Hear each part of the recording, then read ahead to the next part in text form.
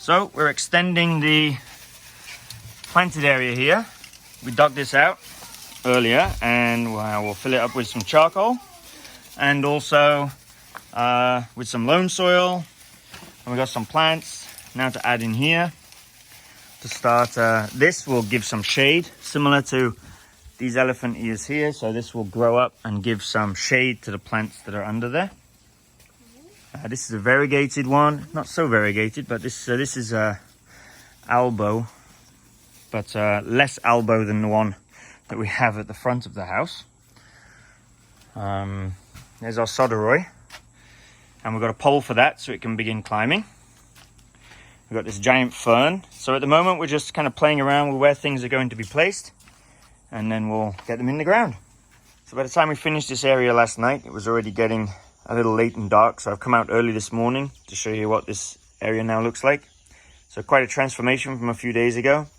We dug out this section yesterday and filled it in with more loam soil, charcoal, some chunky mix. We need a little bit more. I couldn't fit enough in the car just to stop this area from flooding. Although underneath here where those stones are, we actually have a French drain running under there. So that's basically a buried pipe which has lots of holes drilled in it, and it's laid on top of a bed of stones, put stones on top, and then water that's underground and on the surface there can drain away, and it can get into there and drain away. So it helps to prevent standing water here in times when we have heavy rain. So we planted the Alocasia albo here. You see the size of it so far. It's not huge compared to these ones, but it will get up there to this kind of size. And I put this there mainly to provide some shade.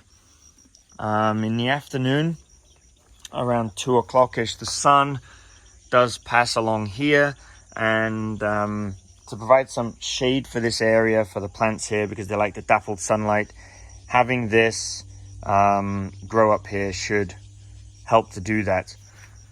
So it's also got some babies coming out of there. We'll see how they go. So this it's not quite as variegated as the Alocasia albo we have at the front, but it's sunny in this spot, and so hopefully it's not going to revert back. Hopefully it'll get more variegation with the new leaves that come out.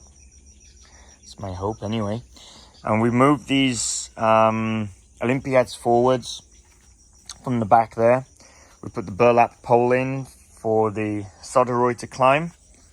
I brought a couple of peperomias yesterday. Some are on the living wall now at the back. The others we've got down here. So these will just add a little bit of interest. Because as these all grow up, the philodendrons, they're going to get,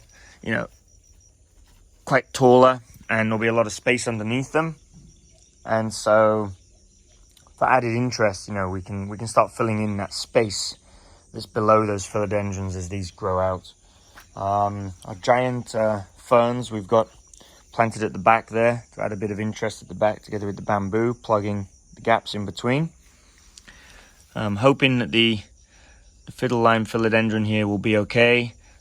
It's got plenty of shade now from this fern that's above it, so I think that this will grow out and really look nice there with that fern as its backdrop.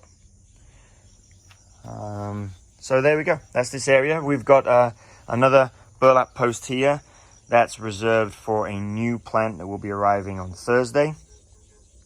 It's another type of philodendron. Comment below if you want to take a guess at what it is, and subscribe to keep up to date with our latest videos, and so that next time we post one on Thursday, we'll be planting our new rare species of philodendron in this spot.